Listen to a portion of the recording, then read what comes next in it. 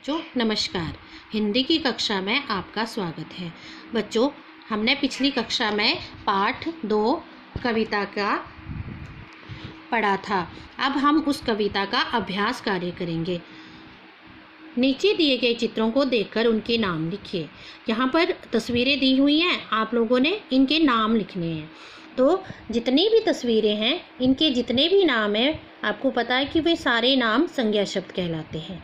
जैसे यहाँ पर बादल, घड़ा, कौवा और सूरज, ये सारे शब्द जो हैं वे संज्ञा शब्द कहलाते हैं। कविता चतुर कौवा में अड़ और अढ़ वाले शब्द आए हैं। आप 3-3 शब्द लिखिए।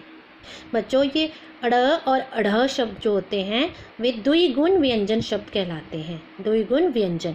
यहाँ पर अड़, क्योंकि ड के नीचे आपको छोटी सी बिंदी दिख रही है, इसका मतलब होता है अड़।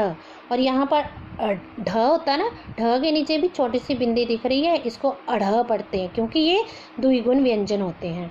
तो यहाँ पर घड़ा, कंकड़, पेड़ और बड़ा, ये 4 शब्द जो है ये अड़ वाले शब्द हैं। अब नीचे अढ़ वाले शब्द, अढ़ चढ़ना, सीढ़ी और पढ़ना और कढ़ाई, ये चारों शब्द अढ़ वाले शब्द हैं। बच्चों, कई बार आप मिस्टेक कर देते हो। अड़ और अढ़ द्विगुण व्यंजनों का आपको पता नहीं चलता है, और आप ये शब्द जो होते हैं द्विगुण व्यंजन। अगर आप अढ़ नहीं लिखोगे तो चढ़ना पड़ा जाएगा वो।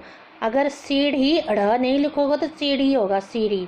तो जैसे शब्द का उच्चारण होता है वैसे ही उनके नीचे द्विगुण व्यंजन लगता है। जैसे अड़ चढ़ना, सीढ़ी पढ़ना और कढ़ाई। नीचे दिए गए शब्दों के समानलय वाले शब्द लिखिए। यहाँ पर शब्द दिए हुए हैं, आपने इनके 3-3 और समानलय शब्द लिखने हैं। समानलय मीन्स राइमिंग वर्ड, जिसे इंग्लिश में क्या बोलते हैं, राइमिंग वर्ड। जैसे भटक, लटक, खटक और मटक, पटक। दूसरा शब्द है घड़ा, आड़ा, पड़ा और लड़ा।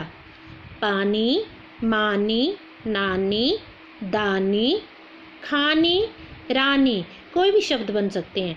बल, पल, हल, नल, चल, जल, मल, ये सारे राइमिंग वर्ड है मल के समानलय शब्द। ठीक है। नीचे दिए गए शब्दों का पहला अक्षर लेकर नया शब्द बनाइए।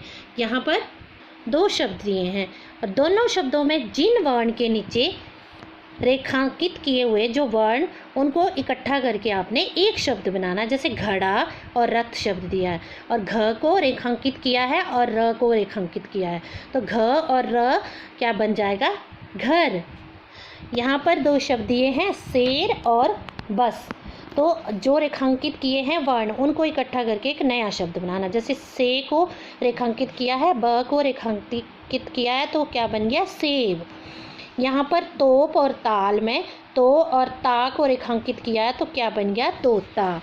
यहाँ पर कौन और वाला, यहाँ पर कौ और वा को किया है, तो क्या बन गया, रेखांकित किया है, तो क्या बन गया, कौवा। यहाँ पर का और र को रेखांकित किया है, तो कार बन गया। यहाँ पर हा और थ को रेखांकित किया तो हाथ बन गया। ठीक है। नीचे इन्हें और क्या कहते हैं चुनकर लिखिए। यहाँ पर आपको कुछ शब्द दिए हैं, उन शब्दों के समान अर्थ लिखने हैं। मीन्स जो शब्द आपको दिए हैं उनको और क्या कहते हैं, उनके अर्थ आपने लिखने हैं। जैसे पानी, पानी को क्या कहते हैं, जल। और नीर और वारी भी कहते हैं, पानी को जल और नीर भी कहते हैं। यहाँ पर सहसा, सहसा को अचानक, सहसा को क्या कहते हैं, अचानक। और यहाँ पर निज, निज होता है अपना, निज क्या होता है, अपना। मेहनत, परिश्रम, मेहनत को और क्या कहते हैं, परिश्रम। नीचे दिए गए शब्दों से वाक्य बनाइए। यहाँ पर आपको शब्द दिए गए हैं, आप इन शब्दों के अपने हिसाब से कोई भी आप वाक्य बना सकते हो, पर आपको वाक्य बनाते समय इन बातों का ध्यान रखना चाहिए कि वाक्य में की गई भाषा का प्रयोग जो है वह सही और स्पष्ट होना चाहिए, और उसका अर्थ जो है वो एकदम से साफ होना चाहिए, और इन शब्दों को अच्छे से वाक्य में प्रयोग किया होना चाहिए। इसमें आपने अपनी मर्जी से ही कोई गलत वाक्य नहीं बनाना है।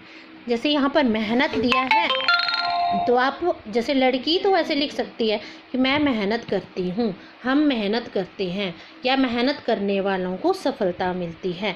तो इस मेहनत शब्द से कोई भी वाक्य बन सकते हैं, जैसे हमें मेहनत करनी चाहिए, यहाँ पर बच्चे ने बनाया है।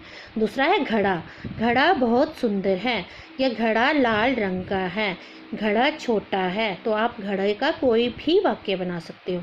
नेक्स्ट है सहसा, सहसा आपको मैंने ऊपर पढ़ाया कि इसका अर्थ होता है अचानक। तो आप सहसा, सहसा मैं गिर पड़ा, सहसा मेरे सामने एक शेर आ गया, सहसा वह बच्चा रोने लगा। तो आप कोई भी वाक्य बना सकते हो। नेक्स्ट है सफलता, सफलता मेहनत करने से सफलता मिलती है। तो इसका भी आप कोई भी वाक्य बना सकते हो। यहाँ पर दिया हुआ बच्चे, ये सबसे इम्पोर्टेंट है कि कविता चतुर कौआ को कहानी में लिखिए। जैसे आपको कविता दी थी ना, बड़ी प्यास से मारा मारा भटक रहा कौआ बेचारा, वह कविता का रूप था, परंतु उस कविता के रूप को हमने कहानी का रूप बनाकर लिखना है। तो इस तरह से मैंने आपको कहानी लिखाई हुई है, जो आपने उसको पढ़ लेना और याद कर लेना। जैसे एक प्यासा कौवा था, वह पानी की तलाश में इधर उधर भटक रहा था, लेकिन उसे कहीं पानी ना मिला। तभी अचानक उसे एक घड़ा दिखाई दिया, लेकिन उसमें का पानी बहुत कम था, उसकी चोंच पानी तक नहीं पहुंच रही थी। इस तरह से आप कहानी को पूरा कर सकते हैं। और उसकी शिक्षा भी आपने ज़रूर लिखनी है। जैसे शिक्षा, जहाँ चाह वहाँ राह, मीन जहाँ चाहत होती है वहाँ रास्ता खुद ब खुद निकल आता है। मेहनत करने से हमें सफलता मिलती है।